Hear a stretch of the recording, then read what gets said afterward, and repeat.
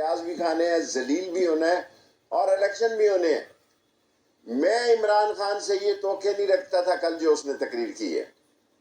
मेरे ख्यालात बड़े मीटिंग्स में बैठने या उससे मुलाकात में मुख्तलिफ थे।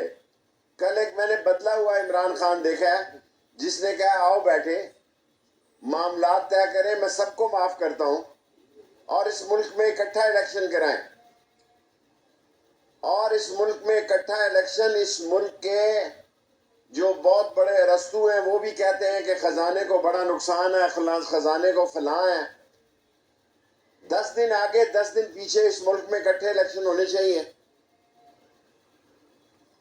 और मुल्क की हालत यह है कि IMF के एग्जीक्यूटिव बोर्ड ने भी पाकिस्तान को एजेंडे पे नहीं रखा हुआ। IMF के जो बहुत बड़े मामे चाचे बनते हैं, जिसने इस पाकिस्तान को